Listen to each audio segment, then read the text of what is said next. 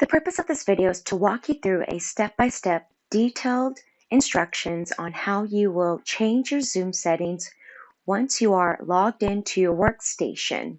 This is dual modality, teaching in two places at once. So now that you're logged into the workstation, the next thing you need to do is to open your Zoom. And the way to do that can either be going through alamo.zoom.us.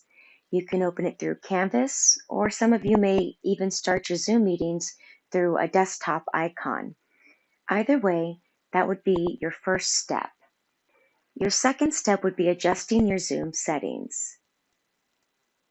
To begin to adjust your Zoom settings, you want to click on this little icon that's right next to the audio. When you select that icon, you will see a large white square appear, and it has all of these different items written down.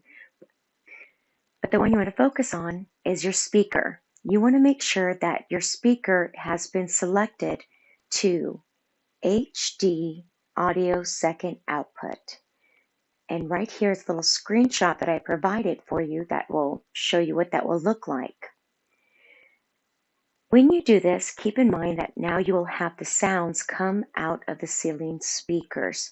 So any video or audio played in the room will come out of the ceiling speakers, and anytime a Zoomer decides to speak, they can also be heard from the ceiling speakers. Next, you need to switch your microphone to echo canceling speakerphone.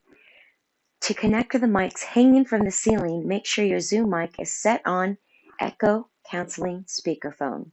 The Zoomers will be able to hear you clearly through the ceiling microphones. Note to self, the microphones hanging from the ceiling do not increase the volume of the speaker. Also, please keep in mind those ceiling microphones are extremely sensitive. In fact, through some testing of our own, the Zoomers are able to hear instructors speak through the microphones even when they're walking away in different parts of the room. With that also being said, you need to let your roomers, the students in the room, know that if they have any little side conversations, those microphones will pick those conversations up and they will be heard by the Zoomers, which could also be a little confusing to the students in Zoom if they're trying to listen to the instructor give out important information, and yet all they're hearing is all these small, different little side conversations that are going around the room. Make sure your camera is set to Conference Shot AV. So you want to click on your video icon located on your Zoom bar. To connect to the class camera, select Conference Shot AV. So here's a little image right here that shows you what that will look like. Any roomers who join your Zoom meeting must have their volume and microphone turned off to prevent audio feedback.